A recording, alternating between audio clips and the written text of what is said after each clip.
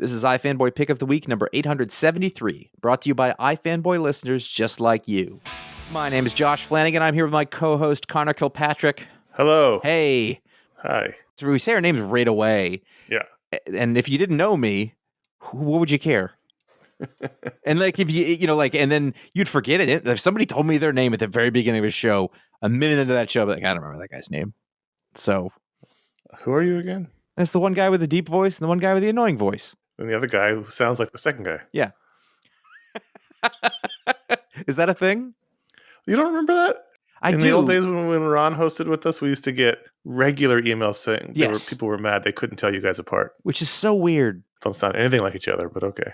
Not only are our voices not similar, we do not speak the same at all. Right. You don't say drawer. We don't. And like the cadence, or corpse accent, I can say. It is weird that they can't say drawer, isn't it?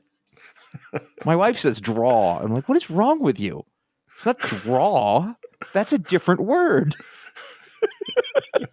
This is iFanboy Pick of the Week, number 873. Each week, one of us picks the book they like the best from their stack of comics, and we call that the Pick of the Week. It was so fast I did that. Yeah.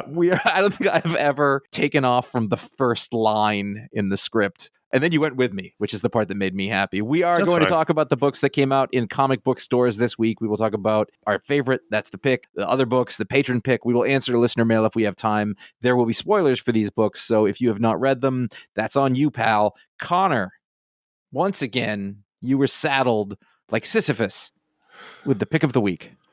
Yeah, and the winner this week was Joe. They're not a winner. They don't win anything. There's no prize. Joe Fixit, number 4. Is the pick of the week, and that's by Peter David, Yildirim Sinar, D. Cunniff, Ariana Marr, and we've been talking a lot about these Peter David throwbacky books. We've loved World War M. What was it, Maestro? That's how much we loved it. Well, Maestro World War M. I think that's what it was called. That sounds right. But when you do say World War M out loud, it seems like a made up thing. Seems like it could be wrong. Like, was it just an abbreviation? Did we?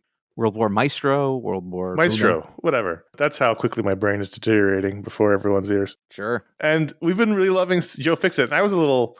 Well, I mean, the one I was most dubious about was the Captain Marvel, just because I never read that one in the first place. I enjoyed it. I enjoyed it anyway. And Joe Fixit is from an era of Hulk I also didn't read, but I knew about Joe Fixit and the Grey Hulk and all that stuff. So, not as exciting as the Return to Maestro, but I've been really enjoying this miniseries of the adventures of Joe Fixit and Spider-Man and Kingpin in Las Vegas. I think the last issue 3 we also loved was almost the pick of the week.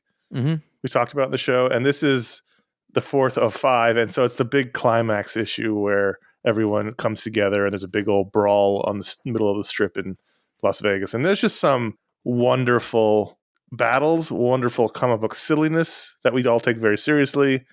I love the Magia group, who is basically like the mob, but they're all in the guy in charge is in a terrible, terrible costume, Count Nefaria. I just loved this. I love the characterization of Spider-Man. I love the characterization of the Hulk. I love his Kingpin. I love that now we've got Electro and the Rhino in the mix. The moment where Electro unmasks Spider-Man at the behest of Kingpin to find Peter Parker. I'm looking at it up like Putty for the New Jersey Devils game. Painted his face. And I guess also hair to look like Spider-Man's mask so they still can't tell who he is. I had to put the iPad down. Really? Because it was so silly and stupid, but it worked. Mm-hmm. And it really did remind me of that period of comics where we were allowed to be a little silly and stupid, and people didn't freak out that their hobby was being degenerated. That it wasn't serious. Like, it had to be serious. Yeah. And, there's a moment where the Hulk's body slams Kingpin, and like it was just really awesome, fun stuff, which is what all has been happening this whole time with this book. I'm sorry, I do have to go back. When they unmask him, the eyes. It's the expression too. It's the facial expression. He's staring right at him. It doesn't, however, this is important. That doesn't look like Peter Parker's face to me. It's too round or something. I know, it's just not my perception. There's a combination in that little face, and it's page 13 on your digital reader if you're reading that way. It's a combination of he is staring back and challenging him, but also kind of proud. There's a little smirk. There is. Hey, I've outthought you guys. Yeah, but then you look when he like puts the mask back on, his face is back to being like longer and angular. He's very round-headed there. And I like, okay, look at the chin. Like the chin is very blunt, but the Spider-Man chin is not. Peter Parker on HGH a little bit. I will say, by the way, this is not a knock on our man Yildiray Cinar, because what he did here was sold the joke. And in that case, the anatomy doesn't really matter. That's a really funny look on his face. I can't even tell you exactly why it's funny, but it's very funny. I don't think it really took it in. You know what we saw in this one is Electro, whose costume is classic Electro. We did get to see him in street clothes, though. I know. Which was... casual Electro. Yeah, that was unexpected. Speaking of costumes, of villains, the Count Nefaria. So I know a lot of Marvel characters because of the Handbook to the Marvel Universe. Sure. Here's the thing, though. There was 2 volumes, maybe 3. I only had one of them. I had the last one. So, the last one. Yeah, I didn't have the first one. I had the last one. No, maybe I had a middle one, because mine had Graviton in it. And I get Graviton and Nefaria mixed up because I think they look very similar. And so I was like, wow, that's Graviton. Now, I don't know why I know that. I've never seen Graviton in a comic. I don't remember I haven't looked at that thing in forever, but it stuck with me. I think Nefaria was in that one also. I guess I had the early one. I got to go to my stuff. What's crazy is that they just call him Nefaria, but I knew immediately, no, it's Count Nefaria. It's Count Nefaria. Like, I don't know why or how I know that. I couldn't tell you the name of World War M earlier, but I can tell you that is Count Nefaria. Sure.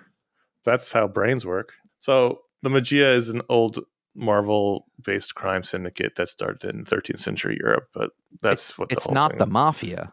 No, it's Magia. The Magia. Didn't they have to do that because they were afraid of the Mafia? Probably. Isn't that why they originally did it? I think they changed the name. Let me tell you, when we were doing The Godfather, I had the same sort of problem. And what happened? So, I'm pretty sure, not just afraid, but the Mafia controlled printing and distribution and everything. So I think they had to. In the old days, to tell Mafia stories, they had to call them the Magia. I mean, if nothing else, they needed to get the trash picked up at the Broadway offices. There was no way. I've been waiting to do that. You got to understand. Oh, comics history. So this has just been a romp. Like I said in the beginning, I was a little dubious just because I don't have a strong emotional connection to the Joe Fixit era. But, in this particular book, he's almost like throwing everything into the blender. Mm-hmm. We get Rhino facing off against Mr. Fixit. We get Spider-Man. Spider-Man's been there the whole time. Electro gets dropped in. Now the Magia. Kingpin is completely in over his head, but doesn't understand it or won't accept it, which is rare for the Kingpin to be completely in over his head, but he's trying to face off against Joe Fixit. I like that. I like his frustration is front and center, too, which I think is funny. Oh, yeah, for sure. I don't have a connection with Joe Fixit other than when I was very young, I saw him in something and I was like, that Hulk looks cool as shit.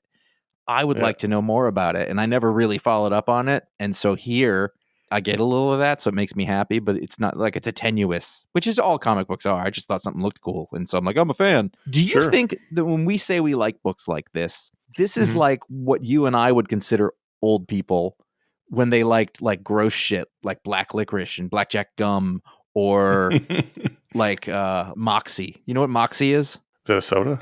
Maine's own soda, yeah, and nobody likes it except for very old lobster people. Flavored. Couldn't tell you what it's like. It's like old timey sodas. They taste more like roots and bark and shit. I really like it as long as it's cold. But when I was a kid, I hated it. In the Depression, that's all they had to eat. That's horrible. It's horrible. I apologize for that. Listen, we had the sea and we had the know-how to harvest from it. Lobster used to be a food of the people. It was peasant food. And then somebody said, why don't we sell this to rich people instead?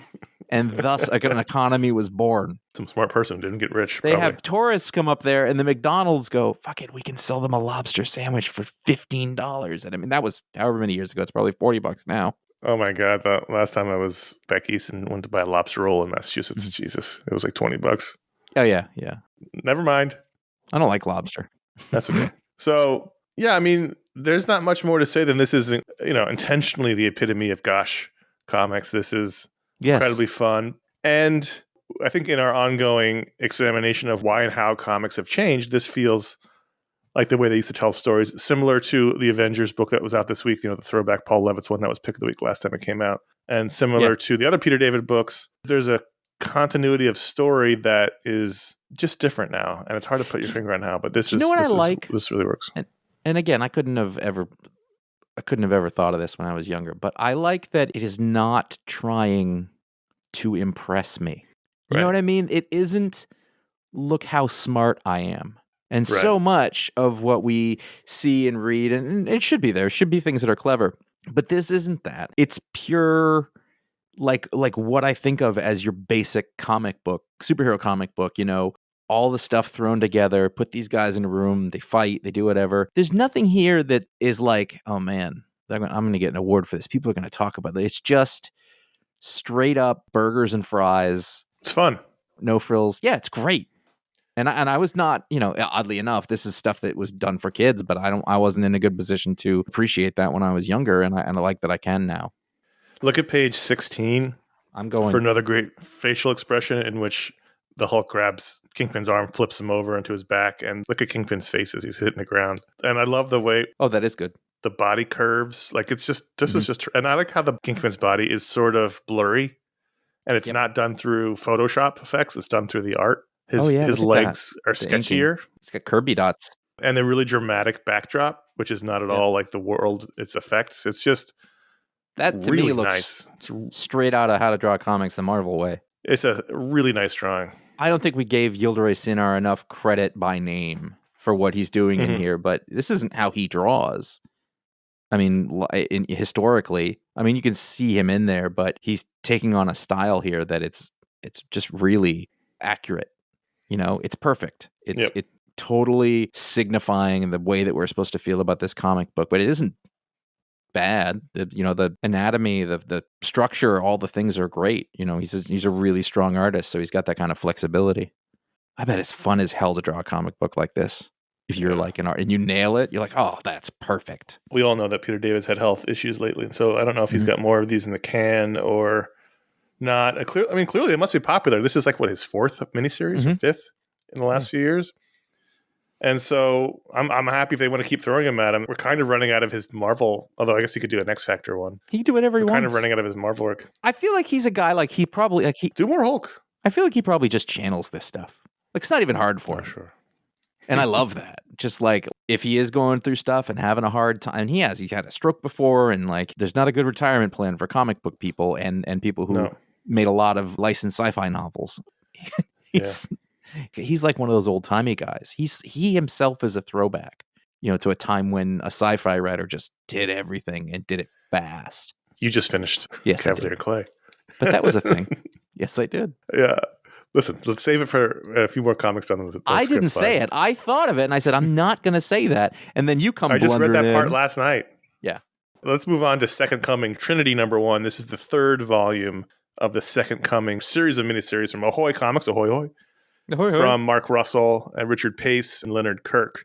And I think at this point, we're like well beyond the original idea of this book. I will tell you before you go, I saw this. I did not miss it, but I was like, I don't think I actually read the second series, so I didn't read it. You didn't have to. I mean, these are completely, I don't even remember what happened. I thought about this one actually for a bit for Pick of the Week, only because, and again, you having not read the second series, it's a completely self-contained story about the character Sunspot is basically Superman. His Lex Luthor, called Cranius, is basically a super genius with a giant head like the leader. And they went to high school together, and apparently also Aquaman, for some reason, the version of Aquaman in this book. And the framing device of the story is that Cranius is being tried for his crimes, and they want to put him to death. They want to execute him. And we flash back to the 20th high school reunion of their high school, and so Cranius shows up in his, with his giant head and his crushed blue velvet suit, hoping to reconnect with his old high school pals. And, turns out he was the lonely nerd at school, and Sunspot was the jock, and all of those things come rushing back. It's very cliche American suburban high school stuff, but in the context of a guy with a giant genius brain, Superman and Aquaman, it was very funny and sad and heartbreaking because he meets a girl at the reunion. They'd never talked before, and they connect, and things are going well, and then they're going to go on a date, but then her friend rushes over and tells her about Cranius' nickname in high school, which is Thunderbone, because he got a boner in gym class, and she decides she can't go out on a date with Thunderbone. That would ruin her social standing. And so it's like all those high school movie cliches, but it's very funny considering the context of what it's in and the Mark Russell stuff. It was good. It was very good. Did you enjoy the second series? I don't remember. I mean, I think I did. I don't remember what happened in it. And when I say I didn't pick it up because of that, it wasn't so much that I thought I needed it. It was more that I was like, there must have been some reason I didn't. Like, I felt through the whole thing, I was generally uninterested in this, but I enjoyed it enough. So I just thought, and then I ran out of time. I honestly don't know what happened. I don't remember what happened. I barely remember the first one. The first one was very good. I remember it being very good. The second one, I feel like there was stuff about a Jesus theme park that was good. It sounds about right. And he was barking at the people. Like, I'm right. He got frustrated. Jesus ended up going there because this book's about Jesus coming back. This second coming is the name. And right. He's hanging out. He's best friends with Superman, basically. And right. Who's also a Jesus figure himself. And so I think the second one is much more about Jesus. Who knows? I mean, this was very self-contained, although until the end, they decided not to sentence him to death. They sentenced him to go out into space on this space program. And so he's basically sentenced to life in the space program. And so I don't know if that story's going to go that way or if that's just it for him or what, but it was a good issue. I'm glad. Not great, but good. Yeah, that's been... Although the only thing is, I mean, maybe it's because I grew up in New York City and I live in Los Angeles, but these people are supposed to all be 38, and all of these women are looking and dressing like they're in their late 50s and suburban moms. I was like, I don't know, really? After people become professional artists, they don't tend to leave the house again, and so whatever was ingrained on them at the time is what sticks with them. Right. Yeah, I know. So I was very surprised, and I texted you very excitedly when I saw on the list, Hey Kids Comics Volume 3, the latest.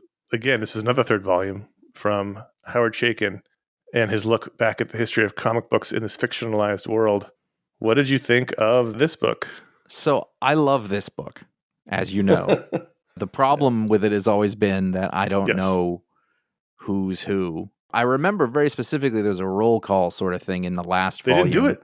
Well, this is what I'm saying. Like, I was very excited and I opened it and then name, person, and I went, oh, fuck, I don't remember any of these people. And I went to the back, I went to the front, and I was like, all right, you've done this before. But it did mean that every time, and then it's fucking time jumping. So it switches, and I was like, oh, I think, is this the Kirby guy? I think this is the Kirby guy. I honestly don't know that any of that matters. Also, I don't know how you could possibly enjoy this without knowing the ebbs and tides of comics industry in general. This has been our problem the entire time with this book. Yes. It's incredibly fun and enjoyable, especially if you know the history of comics, but you spend the entire time going, wait, this Gil Kane? This is Gil Kane. Wait, which one's Stan Lee? That's Rose. So what was nice is that a lot of this story focused on the three characters who we have seen, and it's the woman with the glasses, Benita. It's the black guy who is Ted, and then Yitzhak Gelb, who apparently gets some Goyim name that I can't remember what they called him, but he's been in it the whole time. So there was you sort of got to see them come up in the world and them as kids, how they fell in love with comics and how and the parallel of each of them being segregated to a certain extent and having to work harder than other people. And then the whole middle, we had Schuster and Siegel. Yes. Yeah, no, that occurred to me. I was like, oh, this is Siegel and Schuster, okay. And at the end, that's, let's say, page 29. That's Kirby, right? Sid is Kirby. Scrolling. I'm almost positive. Sid is Kirby. He looks like him. That helps. Because Rose, who comes at the end, that's Bob Rose is Stan Lee. Okay, right. Okay, yep, I remember that. Like, it's coming back, but I had to. It's been long enough. I was like, oh, it wasn't all gone, I guess. I also really like that those three characters I talked about, their characterization was consistent the whole way through. Right. And so when they were kids or, like younger adults, I recognized them. Not just from what they looked like, but sort of the way they were acting. And I thought, oh, that's really nice. That's nice work. There's even Bob Kane in here. Ron Fogel. Yeah, I mean, look, it makes my brain hurt when I read it because my brain's on two different tracks. Yeah. I enjoy it. And I especially laughed hard when Howard Chaykin took a stab at Hamilton. I was like, don't ever change, Howard Chaykin. I love that it exists. I still can't believe it exists. I love that it's done by a guy who lived it in many different eras. He's not that old. I mean, like, he came up in the 80s, so it's not like he was around in the 60s. But it does mean that in the 80s, he interacted with many of the people who were in this. All these guys were still working. Right, exactly. So in the 80s, people who had come up in the 40s and 50s were working or were in charge. So there, it's firsthand, knowledge. And his mentor was Gil Kane. Right. So I don't think I knew that. Well, it says Wikipedia says. Is Gil Kane supposed to be gay, or was it just that Stan Lee said his drawings looked gay? Because I remember that's a real thing. Yes, I think it was just what Stanley said. Okay, that's what I thought. I don't. It doesn't matter. I just I don't know a lot about him other than Stanley said his drawings look too gay, which I can hear Stanley saying, but he would never want you to hear him saying. Chaykin started in 1970. Oh shit! So he's been there. He's 72 years old. He's been there the whole time, almost. Back in the Facebook days, he would comment on Aubrey Sitterson. Yeah, a friend of mine and writer, like he would comment on Aubrey's posts and stuff, and I was like, "What's the deal with that?" He's like my mentor. I love that guy, and I was like, "That's so cool." Yeah, he was penciling Detective Comics in the 70s. He was doing Weird Worlds, sort of. For some reason, I think of American Flag as like his start in that sort of indie era, yeah. But I guess that's after he had done the other thing. That makes sense. So is he the character here that's Gil Kane's assistant? Could be. I may never put that together. Could be. I mean, that guy could also be, the guy who finally gets a job, but not through Gil Kane, because Gil Kane doesn't want to. Right. Yeah, he gets 3 pages to do, and I think this guy on the first page with the glasses, that's him. Wow. That's supposed to be him. It could just as well be Frank Miller, but yes. That's really interesting. That's interesting. I love this book. That makes sense, though. That's not what Frank Miller looked like. You and 5 other people. Oh, I mean, they keep making it. Well, that's Image, right? That's the confounding and great thing about Image is that, it sucks if you're not in the circle, but if you're in the circle, you can basically keep making your books. Howard Chaykin should be in the circle, but eventually there'll be a point where we lose money on this. 3 series in, they're not going to lose money on it. No, I think there's we know that the threshold's pretty low on making Image making their profit back. So right, as long as a certain number of people are buying it, theoretically, he's got to make some money out of it. I mean, I've been buying 10,000 copies of every issue. This is intensive. In terms of the storytelling is he's got a huge backstory. He's telling it out of order. It's very intricate. I don't know how fast he draws, but he's penciling the whole thing. I'm sure he's faster than anybody who's come up now, but it's other than Dan Mora. Yeah. Yeah, I was happy. I couldn't believe my eyes when I saw it. I was like, "Oh shit, we're doing more? Great." Yeah. I was really happy. Here comes the headache. Yeah. You know what? It subsided by the end. Maybe it's better. I cannot believe there was no roll call. I couldn't believe it. Can you imagine? There's probably somebody out there who's read through all this and they never listen to the show, whatever. They come on, they listen, they're talking about that comic I like. And that person goes, wait a minute, these are all based on real people? They just had no idea. And I don't know why they're having trouble following it. I'm sure you can just enjoy this and not know anything about anybody. Sure. Yeah. But that's it's about the real people, even if it's fictionalized. Yeah. It's so fun. Oh yeah, because I remember now in the last volume, didn't that young guy drop dead of a heart attack? In the last volume, recollection. I was reading his Wikipedia right now. He got the Gil Kane job because Gil Kane's assistant died of a heart attack at 23. Oh shit! And so he got the job. I remember that happening in the last issue. Somebody died suddenly. Who knows? Is there an analog for Ted? Is there a black comic book artist who? That I don't know. That's interesting because Benita's Ramona Fradon, I believe. Love Everlasting number 6. This was me catching up on all the comics that I hadn't finished from whatever on holiday. That's how long it took. Mm-hmm. Yep. And so I read 5 and then I got into 6. And I was curious because we haven't really talked about it in a bit. It's taken off now. There's definitely the difference in this one is that the character, for those of you who haven't been following along, there's a woman, Joan, she keeps reliving different bits of life that are romance stories, and then it falls apart at the end, or when she tries to say yes to something, a cowboy comes and kills her, and then she starts again. In this one, last issue, she met with, we'll just say a therapist. That's not exactly correct, but a person who was like, you got to learn to say yes. So in this one, the beautiful, handsome Clark Kent type guy, and she's just like, you know what, let's get married, whatever. And she goes through the whole thing. But it's slightly different because before the romance bits were all done straight up, just like old melodrama. And now like there's a sarcastic edge to it, and her face is sort of sunken and drawn, and she tries to go through the whole thing, and then the love interest guy is totally like, oh shucks, gee whiz, you're the best, nothing wrong with him, but completely like blank as a character. And you get a sense of where this is going, although I don't know what the metaphor is or the theme is exactly. What do you think of it at this point? She's in on it like we're in on it. She knows she's in this cycle. She knows she's stuck in this loop of romance, love everlasting. Just kill me she's already. In this everlasting loop. And so she just keeps waiting for the cowboy to show up in this issue. Show up and kill me so I can get away from this fucking drip. And he doesn't show up. and she's like, what the hell? And she has to go through. Do they go through the marriage? Yeah, they do. She they pulls a runner. But after the ceremony, though. Right, but she meets the cowboy on the runner. Yeah. And he's like, I'm very happy for you. You make a beautiful bride. And she's like, fine. What the fuck? And she goes back and does it. She pulls a runner after the ceremony. And then she skips out on this party. Oh, you're right. And then she's stuck with this guy. She gets in bed with him. Right, okay, that was the last thing that happened. He says, you'll be my wife always, forever and ever. I'm enjoying how this has been paced in that in the first couple, it was just like a straight up 50s style romance comic. And they were really compelling stories.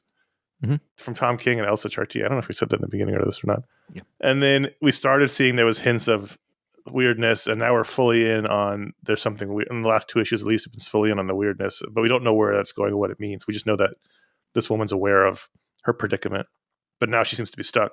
The pacing is really nice, and this is one of those things where, like, you trust the storyteller. I don't know if this was just some random book that I didn't know was going to happen. It would feel aimless, but I know now to trust this storyteller. So whatever happens is going to be interesting at the least. Whatever he's trying to say here. And, we're talking about playing with a form. You're talking about playing with a comic book genre that is not so popular now, but was a really big thing, a big part of comic books. Another thing invented by Jack Kirby and Joe Simon. I don't know where it's going, but I'm really fascinated to find out. And, a little bit here and there, wait a few months, get another. I'm fine with all of that. Right. And again, I like that he's got a place to do it. And now it's fully over at Image. It was at first on Substack. Yeah. And then now it's fully at Image. I mean, I don't know if the Substacks even exist still, but Image is putting it out. Shocking. Listen, we called it. We're not geniuses, but we called it. It wasn't a hard call. No, we're not geniuses. We're not smart. I'm just saying, I've seen this happen many times. This rodeo before. Yeah. I know exactly how this ends. We're like, they're paying us. Let's get it now. Don't blame anyone for that. Come on. Get that money. Stillwater 18, Chip Zdarsky, Ramon Perez, Mike Spicer, Russ Wooten. This is the final issue of the Image Comics series that we've enjoyed, I think. Sure. It's fair to say. I think by the end, it got a little convoluted in terms of the mythology of the town and everything. Yes, I agree. I don't necessarily know what I understood the ending of this particular issue in the book itself, but I enjoyed it all the way through. I think it ended well, but I think that prior to that, I had lost the thread for a little bit. Maybe not the last couple issues, but those sort of the third act ones for a bit. I don't know if there was more than 3 acts. There probably was. But when the kid became the boss and they went to the next town and took it over, because then you had all the different factions, and I really lost track of who was who. Yes, that's my problem. And I had to, at the end, I was like, one of these guys is the main character, and one of them is his mom, but everybody looks the same age, except army guys, they have mustaches. And I don't remember anyone's name. That was the problem by the end, was they added so many groups of people from the initial story that it was hard to keep track of who was who, and they would say somebody's name. Oh my God, it was Greg. It's like, who's Greg? Now, I think the storylines paid off. Yes. I think that the metaphor is like you can't stop things from happening. Things end. Things end. You can't stop them from happening. There's a whole lot of ways that I can apply to comic book readers and all sorts of other people. And I don't know that had been really clear the entire time. The button on it, I was like, oh, I kind of get it. I liked that the kid whose name starts with a G, I think, Galen.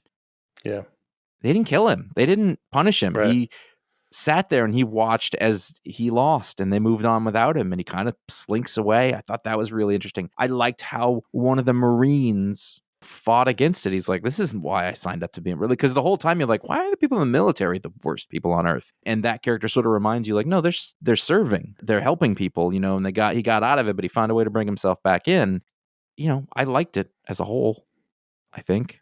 I have a question from Mike Spicer. Why is all the blood pink in this issue? Because they don't die, so the pink is lighter. Is it? No, I have no idea. Just that is bullshit. So what happens in the very end? Obviously, they erase the borders of the town on the magical map. Yeah. And then, but that doesn't stop it because they cut themselves and everybody heals. Well, I think maybe that's the trick ending, I guess. So they thought that if they get the magic map, and before they expanded the border by drawing it on the magic map, then they explained. Oh, I see what happened. I see it now. I don't know why I didn't see it earlier. So they erased the border. And they're like, cool, we're all regular now. And they cut their fingers just to make sure the fingers heal immediately. And he says, can you feel it? What's happened? Without the border, without the cage, it's a still world. So I think the power is now the entire world. That's not good. Well, I guess they're coming back. That shouldn't happen. Okay. That's weird. Are they just gonna leave that? Yeah, we fucked the whole world up. End of scene. Yeah, I mean, I don't know. That's what it seems like the ending means, because they're all still immortal, and then he says it's a still world. If I had to stop aging, and they did it at 46 instead of 36, I would be pissed the fuck off. Well, at least it's not 76. Can you get fat in Stillwater? I don't know. Good question. Everyone should be their ideal body size, or whatever it was when it started. Like that's it. That's your metabolism. Right, you can eat burgers all day like Blimpie and not get coronary artery disease, but do you get fat from it? I don't know. Maybe like your body is stuck in a stasis. So like if you had just gotten sick and you were all kind of ripped looking, because that's, by the way, that to me, that's the only way that somebody gets thin is after the flu. I don't know. I think if you sat down and read this all together, I'm sure, without the breaks and being able to keep track of everyone in your head and who's who and who Greg is and all that stuff, I think you're right. I think it probably reads a lot better. And we've enjoyed it all the way through. But you're right. The third act got a little kludgy with the characters and everything. Yeah. I think you're right about that. Batman 134, I want to talk about. This is also Chip Zdarsky, but I only wanted to talk about the backup story because the main story is Batman's lost in the multiverse and he's on some other planet where it's no Batman. And it's like, I don't know why both DC and Marvel at the same time decided they're pushing all their chips in on the multiverse. The thing that they use sparingly, DC more so than Marvel. And now it's just like everything is the multiverse. And I like the multiverse as a concept, but there's just too much of it. But the backup story has been about Tim Drake trying to find Bruce in time, teaming with Mr. Terrific, and he's got a time suit. It's just been really fun. And it's also been, hey, look, it's Tim Drake, as opposed to where he appears in other books, namely his own. Not for long. Well, yeah, that's true. It's just been really fun. And at first, it was kind of ridiculous because this time suit's got a giant R on it, like a giant R, like it's this whole torso in the middle.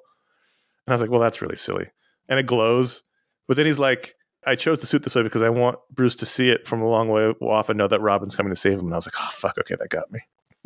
Stuff like that Chip has done really well with Tim Drake in this book. Because in this book, his entire run, Tim has been a major character in it. You know, holding on while we can to any vestige of Tim Drake is all I can do at this point because he's being shoveled off the buffalo. Yeah, and the final page is him. He took a stop in the multiverse to go visit one version of his mom because I guess that's what heroes do now. That's what the Flash is doing in the movie. Then jumps back in to find Bruce, and there's just a bunch of different Batman from all different eras jumping around. Kingdom Come and Dark Knight Returns and Dick Sprang and Red Sun. And are they all drawn different ways? They're all drawn different ways to different success. The artist is Miguel Mendonça. The Kingdom Come looks fairly like Alex Ross. There's a silhouetted Batman Dark Knight Returns jumping against the lightning, so that's just standard. The Dick Sprang one looks kind of like Dick Sprang. There's a sort of a Jim Aparo-esque one. You know, cool. It's fun. The main story, I honestly don't care. And you know what the problem is? In the old days, Batman being lost in the multiverse or on a planet where he doesn't belong would have been one issue or would have been 2 issues. But, you know, with the way comics are now, it's got to be 6 or 5. And so you hit these stories that are not exciting and you're stuck with them for 5 or 6 months or 3 months, depending on how often the book comes out. This is a monthly book. So I think that's part of the problem. I hate this place number 6. My point about this is the 2 girls, they buy a farm or they end up on a farm and it's haunted and it's all this weird shit going on. And it was the first series and that closed up and now we're back. I think this is the second issue of the second sort of chunk of it. And in which they introduce that the one girl has an insane fundamentalist survivalist father. It's sort of like Grandma from Preacher and her 2 TC and come on. Not Jesse. Oh, what's his name? Oh, crap. Whatever. You know, he wants to control his daughter and sin and blah, blah, blah, and whatever. Well, because they're lesbians, so partially they're... I like that it made a successful corner turn. it introduced this whole other thing that did not exist in the first series. And I think it worked. I think that it stopped the book from repeating itself, about this haunted, and then, more people keep showing up, and then some shit happens to them and it becomes, the ghost thing of the week. But they introduced something else, and then Kyle Starks integrated that into what was already happening and built on it. And I just thought, this is really interesting. And, on paper, the pitch for this is not something I would really care to read, but I think the execution's really good. There was one little storytelling bit that tripped me up where one of the women gets free from the chair. They're both tied to the chair. The one who didn't get free says, how'd you do that? And she says, Bodhi untied them. I don't know who Bodhi is. But they don't name the characters like they used to. And Jody. In a book like this. It's Jody in TC. That's why he's one of the guys. In Preacher, it's right, Jody and TC. It's kind of important to know which of his henchmen is on their side. My point is that he just took directly from Preacher, and that makes me kind of happy.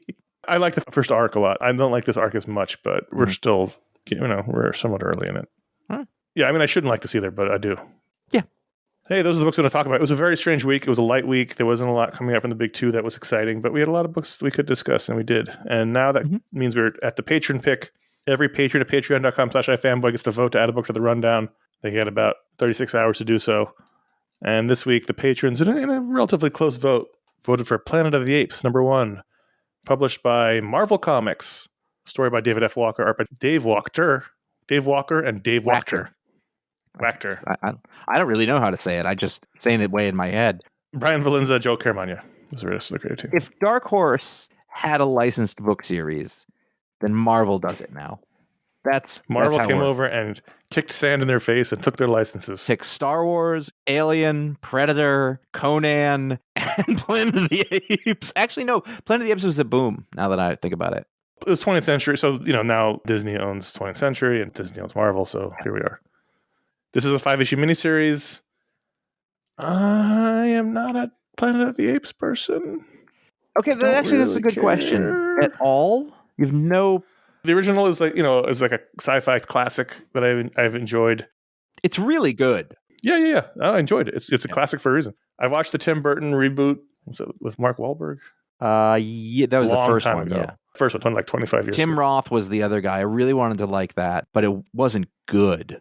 You know what I mean? I think I saw one of the new reboot ones, like the first one. See, those were great. I saw all 3 of those in the theater. I really enjoyed those. I liked some of the old comics, but that's because Gabriel Hardman was doing them, and I really like his work. So I was really into those more for the work than the subject matter. Well, what's interesting is that those were based on the movies, like the original movies, much more, which is not surprising if you know Gabriel Hardman. And this is based off the newer movies. So this is the James Franco Ape universe. Right. Is this what happened in the movies? There was a pandemic and people blamed the apes. Okay. Yeah. I think the problem, there I go. The thing that I had a hard time is I'm not sure what the story was here that didn't take place in the movie, and I was trying to. Did it feel like not a straight adaptation, but like a side? It almost felt like a recap in a way, and we were sort of getting a wider view of the world, and it's basically. There's an infection that happens. The humans blame the apes. The apes didn't do it. The apes are, in fact, not contagious. But, the world has to cloister itself. And so, not unlike in The Last of Us, like they sort of come up with little communities and little armed forces and stuff. In the end, we find out it's the story of this girl who had liked the apes when she was a kid, and she becomes a member of the security forces or whatever. And she talks to the apes. She signs with them. She has sympathy for them and, feels close to them. And sort of none of the other humans did, like, they're animals. What are you doing? Because humans apparently never fucking learn anything from their mistakes or what happens. Yeah, but also, like, we've known for like 50 years that apes can do sign language. It's not new information. No, but the idea that soldiers who were surprised the apes could sign was like a little surprising to me. Well, it's not. I don't even think it's that. It's that you would spend the time to talk to them anyway. Because even if they could sign, he says, "Whoa, they can sign? How do you talk to them?" I was like, "People what do you dumb. mean? It's been like scientific studies for decades." Yes. So she's kind of interesting. Ultimately, I feel like half of it was just a recap-y kind of thing. Here we are. It was setting up the world. Yeah, but I know the world, so. Anyway, I mean, whether that's good or bad, I kind of was waiting to see, like, what are we doing here? What are you showing me that I don't know? Because so far I know all these things. I thought it was competently done. Mm-hmm. I didn't find it terribly compelling. Yeah, I think that's a fair assessment of it. And David Walker's a good writer. I've enjoyed things he's written. I like calling him Dave Walker because it's funny, but, solid artist, good storytelling. I like some of the art was haunting in a way it should be. Did a really good drawing of the ape doll that she had as a girl. Drew apes very well, which I guess is a requirement for doing Planet of the Apes. Yeah, the apes were excellent. But I think that you're right. At the end of the day, I was like, that was fine. It wasn't bad, but it wasn't like, whoa, that was awesome. And I don't really love the subject matter anyway, so it was kind of like, okay, that was cool. And I had wanted it to be awesome. I said, oh, this is good. Because Alien was great. Predator was great. And I like Planet of the Apes. It's funny because you said, you're like, I'm not really a fan. I was like, really? I am. It occurred to me. I was like, oh, I am. So all of that sort of fit in and was of a piece. I think it depends. I think you break up into two fan groups, right? It's like people who are super into the old sort of campiness of the original Apes, not just the first one, but the series of movies. And then, people who are much younger who are super into the new ones. And I don't know. I definitely saw at least two of the new ones, but I love them. I went out of the way to go see them. I saw them in the theater by myself. In fact, I saw the last one in San Francisco because that's where it takes place. And I was like, oh, I'm right here. Yeah, so I was really looking forward to unlike the Predator book, which I was like, whatever, I'll take a flyer on it because I like the artist, and that turned out being great. I can't put my finger on it, but I wanted this to bring something else to the table that it didn't. Yeah, I think it's often a problem with these first issues is that first issues used to be like your ticket, right? The first issue was usually really good because that's where all the ideas sort of pour out, and then it gets harder to maintain, but. There also, the other side of the first issue is there's a couple of sides. One side is the too much information. One's the not enough information. And there's like this where there's so much time being spent world building that I don't know anything about the characters or the dilemma they find themselves in. Like, what is this woman's story? It's the classic character thing. What do they want? Right? What are they not getting? How are they going to get it? That's like every character's journey. I don't know anything about her in that sense other than protect the apes, which is very broad.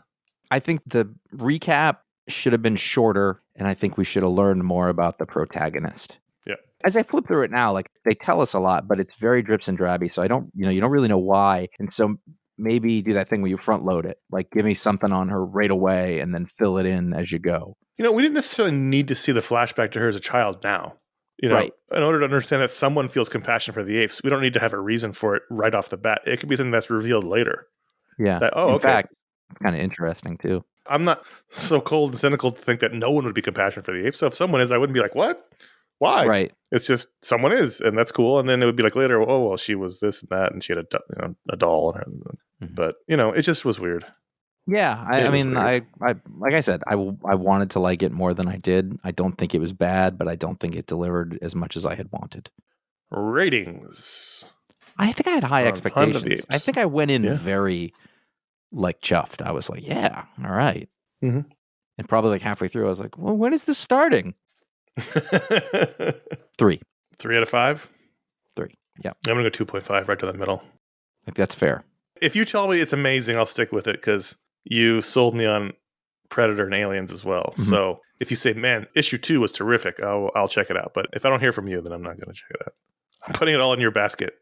You've divined that I am going to continue reading it, so that when you sticking with it, when I say yes, I am, you're not surprised. Yeah, I'm assuming you're going to stick with it. You're not wrong. I am going to stick with it because I want to like it, and I'm putting all my eggs in your basket.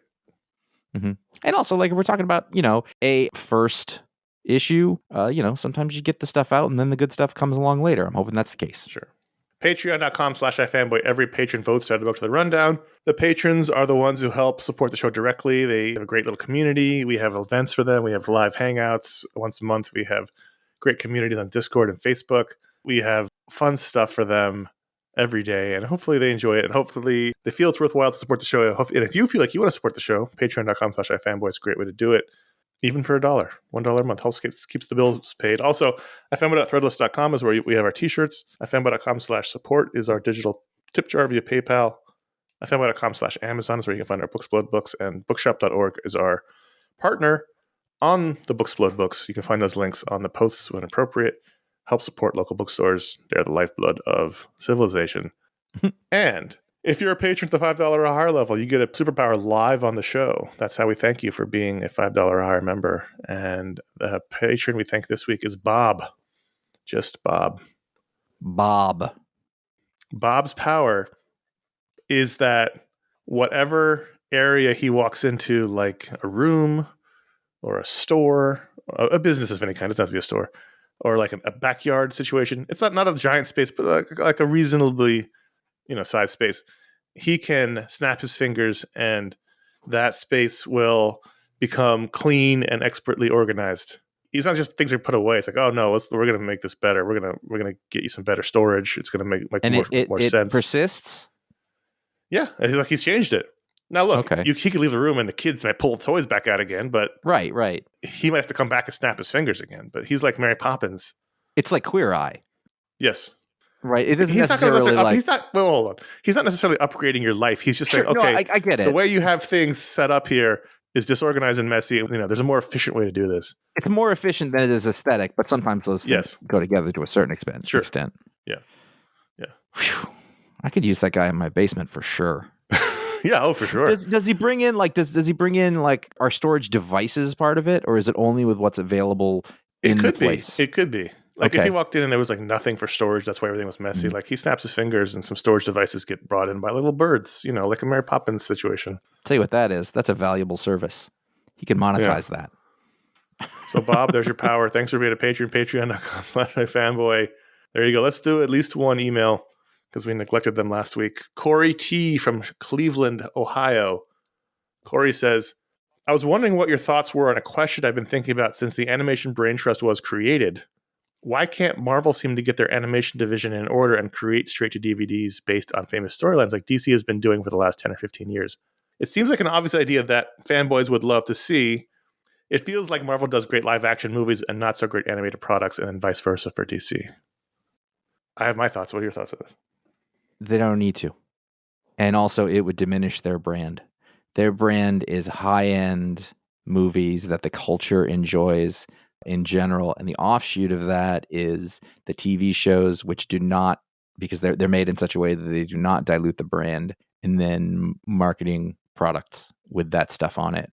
They have the comic books for what you're talking about. I think that there's not significant money, and it tarnishes what they've built to be such a singular cultural power. So doing the animated stuff would just sort of confuse their marketplace, to use business terms. I don't necessarily disagree, but I don't necessarily agree with some of what you said. I do think that the TV shows are diluting their brand. Actually, I think that's what you're seeing in the films coming out with the lower box offices and everything. Anyway, that's a different discussion. Anyway, I think they're diluting the quality of the movies. I think what you're seeing is just two different corporate strategies. Just because one company does one thing doesn't mean another company has to also do that thing. And DC's decided they're going to leverage their comics for stories, and Marvel decided they're going all in and leveraging their movies, meaning Marvel does a fair amount of animation. It's just based on the movies for the most part. Like that What If series was entirely movie based. And when I first announced it in my head, I was like, oh, cool. We're going to see some awesome animation of like stories from the 80s. And I went, are you a fucking moron? No, that's all about the movies for Marvel. Mm-hmm. They do that. And then they do kids animation. They have an incredibly popular Spider-Man cartoon for preschool kids. Yeah, that's true. On Disney Plus. They've decided where they're going to leverage their content is the movies. Everything goes to the movies, and then kids, meaning young kids. Whereas DC says, we have all these comics, we're going to leverage them and make cartoons out of them. Because DC also has a long history of making great cartoons that are, if not totally based in the comics, at least in those worlds. Mm-hmm. All the Bruce Timm cartoons and everything like that. So that's not out of the ordinary for them. They've been doing that for 30 years. It's just two different corporate strategies. They never stopped. I mean, this is it's almost like the weakness and the strength of, I wanted to say Warner, DC, whatever, but whatever that conglomerate is now, is that they didn't unify everything. So they're trying, because they haven't been, Marvel conquered everything with their movies. So they're going to go forward with that big plow. DC haven't conquered any of those things. So they're still doing all of them because they're trying to bring in as much ancillary revenue as possible. And that's what you said. They were in a conglomerate. Like Marvel was on their own. When they started Marvel Studios, they were an independent company. And so when Disney bought them, they were able to stay an independent, and they're not independent, but an independent production unit within the company, meaning Bob Iger basically leaves Kevin Feige alone to do it. And so they're basically still on their own. DC has been, since the 70s, part of Warner Brothers.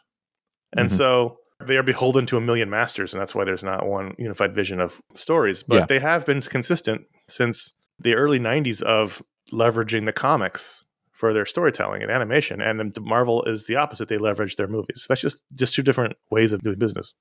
Marvel is the opposite of that now, but historically, before, we'll say 2000, Marvel would sell whatever they could for peanuts. The amount of money that Marvel was paid for all of their movie rights, like in the 70s, was like $5,000. It was nothing. And so for a while, like they weren't making any money, and to the point where they had the boom, and then they went bankrupt. And they were trying to get anybody to make anything with Marvel on it. And so you got a lot of low rent shit that you would never see today. The TV series and then the specials that came up afterwards, like those were considered huge, successes. And now it's the opposite. Now they are, the Tiffany brand. But also they were doing what DC does now. Yes, because the X-Men cartoon was straight up stories from the comics. Mm-hmm. Yeah. They were adapting issues straight up. Yeah. But that was a very specific thing. They only did that one time. Well, I guess Avengers Earth Mightiest Heroes, that terrific cartoon from, 15 years ago, was also adapting stories from the comics. But that's kind of it. And then once the movies took over the cultural conversation, everything switched to bolstering the movies. So now everything they do for the most part that's meant for anyone over the age of 5 is movie-based, at least right now. I don't think Marvel's leaving anything on the table. I don't think that that's what's happening at all. It's just different strategies. But I also just don't think it would be worth it for them. It would be such a minimal return to make one of these, direct to DVD movies about some part of their comic book publishing. The comic book publishing is now just source material. It is the great well to be made into TV series or films. But also the guy in charge now is Kevin Feige. He's in charge of basically all of Marvel Entertainment, especially now with the restructuring that they've been going through. And so, of course, he's going to say, oh, let's make a cartoon, but it's got to be about the movie world, because that's what he created. I mean, I think what's going to happen, this is eventually, long time from now, is that Kevin Feige will leave at some point and they'll throw a bunch of shit that doesn't work because it won't be the same, and also because everybody will have had enough. And eventually they will go back because they have to take advantage of this IP to make it anything they can. It might be 20 years from now, but it will happen, I think. At the end of the day, just because one company does one thing doesn't mean another company will also do it, or has to do it, or should do it even. They're not the same kinds of companies. Oddly. And I feel Cory T's pain, because what Cory T wants to see is an expression of the comics on the screen that's closer to the comics, because the movies have been doing comic stories. They just filter through the lens of live action and ends up looking different. Whereas when DC animates, you just it's about a lot of things. A Taskmaster. When DC does animated versions of the comics, they're very, very close. So I can feel it. He wants to see the stories on screen, but it's just that that's not what Marvel is in the business of doing at the moment. They're in the business of doing their movie stuff and stuff related to the movie stuff and all that, whereas DC's not right now. And we'll see if that lasts under the new regime, if they keep doing these or not, these animated films. We'll see. Good question, though. Yep. Good question. Yeah. Cory T wrote in at contact@ifanboy.com. That's what you can do if you want to get on the show. Ask a great question for us to discuss. We really like doing these emails, even if sometimes we run out of time and can't do them. We do like it. Because I talk too much. It just happens sometimes. Where are we? All right. So we did it. We did it, everybody. Congratulations. We did 8 straight weeks of special edition shows. They started it at the end of February. They ended in early April. Every Thursday we had a show come out. Last week was the Booksplode review of Kingdom Come. This past week was Batman: The Doom That Came to Gotham, the animated review of the Mike Mignola Batman story. See, that's exactly what Cory T was talking about. And that's it. Now we're done. There will be no special show this week. We are taking a break. But this month, in April, you'll get a Media Splode, and you're going to maybe get a Talksplode. So we'll see how that goes. Work on it. We'll see what happens. We'll see. If not, if no Talksplode, maybe we'll do a bonus Booksplode. But that's so fun. If you listen to the Kingdom Come episode, we discussed doing The Amazing Adventures of Cavalier and Clay as a Booksplode, because Josh just reread it. I think I'm going to take you up on that, Josh. Awesome. I'm rereading it right now. I'm about 200 pages in. And it's a long shot, but if Michael Chabon gets back to me. So it depends. If it's the May Booksplode, then that'll be Cavalier and Clay. If we have to do an emergency one in April, it may not be that one. Yeah, I think we've got lots of options for that. I have a trip I have got to take in the middle of April, so it probably won't happen. But The Amazing Adventures of Kathleen Clay, the Pulitzer Prize-winning novel from 2000. 23 years ago, will be the next official Booksplode. So you have at least that much time to read it or reread it. It's all about the history of comics in a fictionalized story. Yeah, that's so much more. Oh, so much more, yes, obviously. That's the tie-in to comics. It won a Pulitzer, but it earned it. You can, it's a spoiler, it's very good. You can find our library of over 1,300 shows and counting over at iFanboy.com, wherever podcasts are sold. Follow us at iFanboyComics on Instagram to find out what the pick of the week is before the show comes out. And sometimes, for the best of the week in panels, you can follow us individually, CSGO Patrick on Instagram or J.A. Flanagan on Instagram. You can subscribe. Oh, this is you. I'm not going to. You want me to do it? I'll do it. Sure. You can subscribe to youtube.com/iFanboy, where you'll find all of our old video shows, and we post this show every week. Please consider writing a review or leaving a star rating on any of those different rating mechanisms that exist. For us, for anybody. Listen, just do it. What we should start doing is sending emails and ask them to rate us. We should do that, right? People like that. Yeah. Nah. For sure. Thanks for listening. I'm Connor. I'm Josh. That's confusing for people. We're like the comic books we don't remember. We've done it. Inevitable. We've come full circle.